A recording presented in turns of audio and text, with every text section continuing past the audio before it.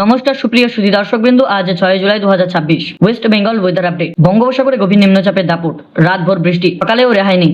আজ সবচেয়ে বেশি ভিজবে কোন কোন জেলা? কলকাতা সহ দক্ষিণবঙ্গে টানা বৃষ্টির মধ্যেই নতুন সতর্কবার্তা জারি করল আলিপুর আবহাওয়া দপ্তর। আজ কোন কোন জেলায় ভারী থেকে অতি ভারী বৃষ্টির আশঙ্কা? অফিস যাত্রীদের জন্য কি সতর্কতা রয়েছে? উত্তরবঙ্গে কি বৃষ্টি বাড়বে? কি বলছে এই নিয়ে আলিপুর আবহাওয়া দপ্তর? চলুন বিস্তারিত তথ্য জানা যাক।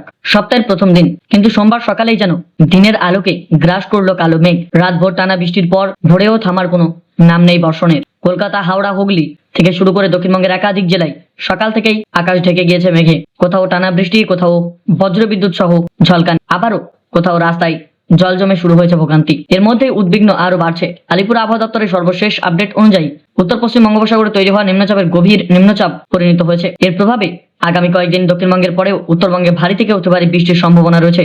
কয়েকটি জেলা জারি হয়েছে কমলা থেকে হলুদ সতর্কতা।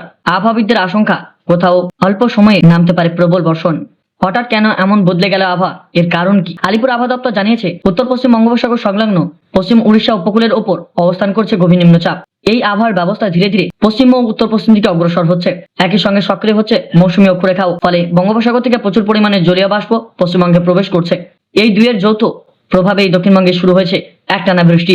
আবহাওয়াবিদদের মতে এই ধরনের পরিস্থিতি একটানা মাঝারি বৃষ্টির পাশাপাশি অল্প সময়ের মধ্যেই অতি ভারী বৃষ্টি হতে পারে। ফলে নিচু এলাকায় শহরে জল জমার আশঙ্কা একদমই উড়িয়ে দেওয়া যাচ্ছে না। আজ সবচেয়ে বেশি বৃষ্টির সম্ভাবনা রয়েছে যেসব জেলাগুলি, চলুন এবার জানা যাক।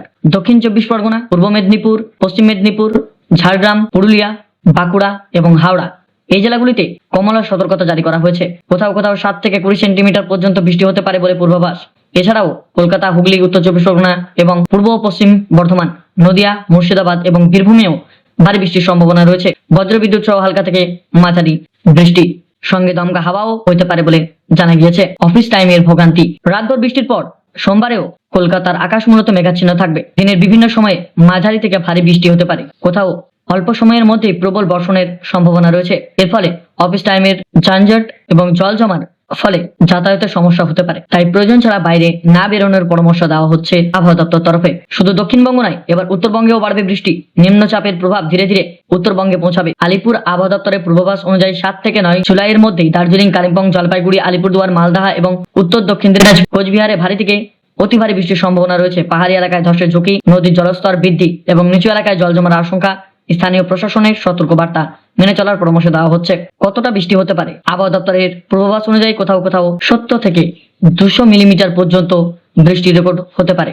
অতি ভারী বৃষ্টির কারণে শহরাঞ্চলে জল জমা বা গ্রামীণ অঞ্চলে খাল বিল উপচে পড়া এবং যান চলাচলে বিঘ্ন ঘটার আশঙ্কা রয়েছে। সমুদ্র উত্তাল থাকার কারণে মৎস্যজীবীদের সতর্কবার্তা রয়েছে। উত্তর পশ্চিম সংলগ্ন মধ্য বঙ্গোপসাগর সমুদ্র উত্তাল থাকতে পারে। উপকূলবর্তী এলাকায় ঘন্টায় 35 থেকে 45 কিলোমিটার বেগে ঝোড়া হাওয়া বইতে পারে। এই পরিস্থিতি 7 জুলাই পর্যন্ত মৎস্যজীবীদের সমুদ্রে যেতে নিষেধাজ্ঞা জারি করা হয়েছে। যারা ইতিমধ্যে গভীর সমুদ্রে রয়েছে তাদের দ্রুত নিরাপদ আশ্রয়ে ফিরে আসার পরামর্শ দেওয়া হয়েছে। আগামী কয়েকদিন দুর্যোগের হাত থেকে রেহাই নেই।